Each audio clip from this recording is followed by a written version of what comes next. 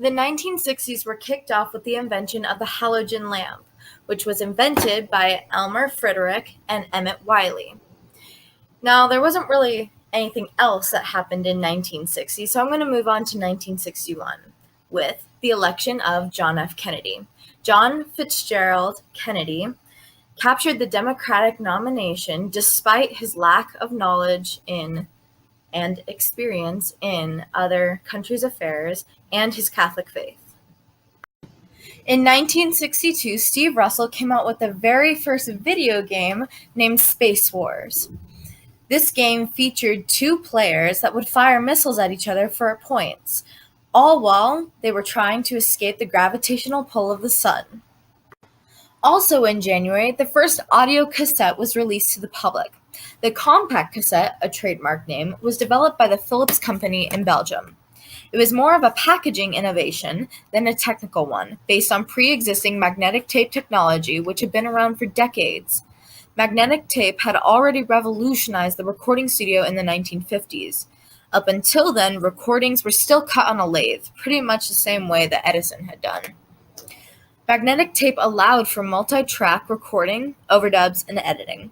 Reel-to-reel tape recorders soon became the standard in every studio. Home recorders were also available, but they were bulky, expensive, and a little bit too awkward for the average consumer. Philips' inventions used much smaller tape, running at half the speed of the slowest reel-to-reel, and was initially designed for dictation only. They gradually improved the tape quality until a couple of years later it could do a passable job of recording music. Their brilliant stroke, though, was a business decision. Instead of trying to make money from licensing fees, they gave away their rights for free. Their design became the universal standard. There was no incentive for any company in the world to create a competitive format. Now every consumer electronics company could concentrate on making it sound better, which they did very successfully. In October of 1962, the Cuban Missile Crisis began. During the crisis, leaders of the U.S. and the Soviet Union engaged in a tense 13-day political and military standoff over the installation of nuclear-armed Soviet missiles on Cuba, just 90 miles from U.S. shores, more specifically, Florida shores. The disaster was avoided when the U.S. agreed to the Soviet leader, Nikita Khrushchev, I think.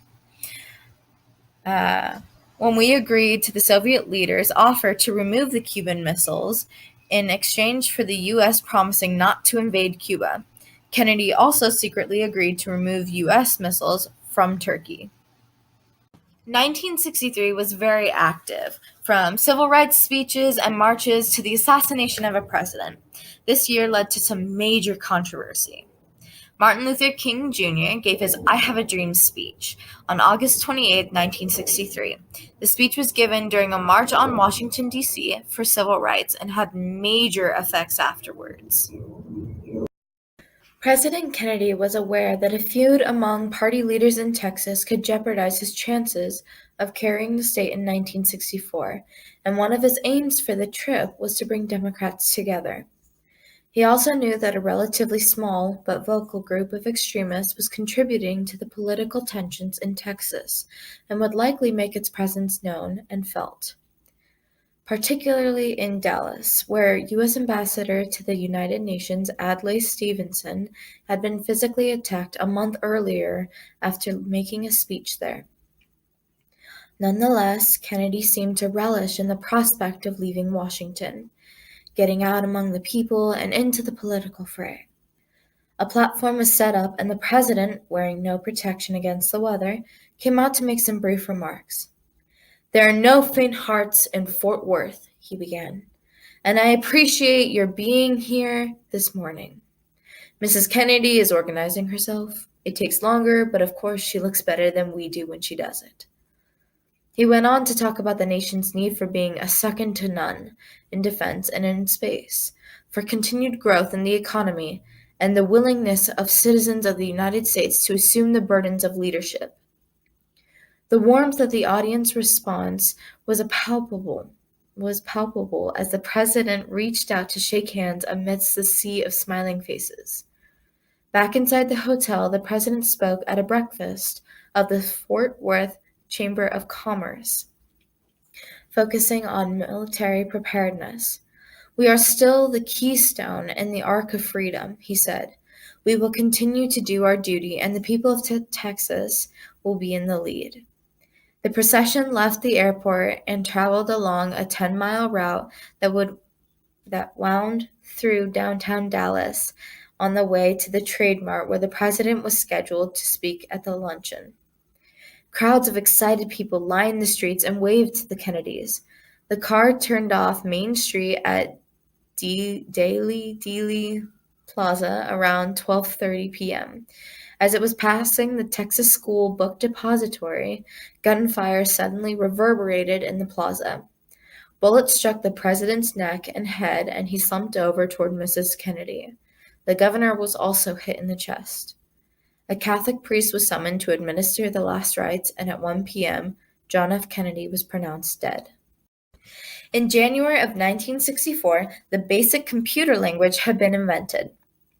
Thomas Kurtz and John Kemeny create BASIC, Beginner's All-Purpose Symbolic Instruction Code, an easy-to-learn programming language for their students at Dartmouth College who had no prior programming experience. Its use spread widely to schools all over the world. Over a decade later, most early personal computers were shipped out with a version of BASIC embedded in their system, which opened up a programming to an entire new audience. On July 3, 1964, President Johnson signs the Civil Rights Act of 1964, which makes it illegal to discriminate against African Americans and women in the workplace. The compact disc's most attributed inventor is James Russell, who in 1965 was inspired with a revolutionary idea as he sketched on a paper with a more ideal music recording system to replace vinyl records. Russell envisioned a system that could record and replay sounds without any physical contact between the parts. By the time his invention had been refined and further developed, but it was actually a merger and an adaptation of many different technologies, including the laser, which was made in 1960, digital recording, which is 1967, and the optical disc technology, which would come later in the 1970s. In March 1965, Johnson made the decision, with solid support from American Republic, to send U.S. combat forces into battle in Vietnam. By June, 82,000 combat troops were stationed in Vietnam, and military leaders were calling for 175,000 more by the end of 1965 to shore up the struggling South Vietnamese army. Despite the concerns of some of his advisors about the escalation and about the entire war effort amid a growing anti-war movement, Johnson authorized the immediate dispatch of 100,000 troops at the end of July 1965 and another 100,000 in 66. In addition to the United States, South Korea, Thailand, Australia, and New Zealand also committed troops to fight in South Vietnam, albeit on a much smaller scale. The Vietnam War was a losing battle for the United States. Every piece of ground gained and returned to southern Vietnam was overtaken again and again.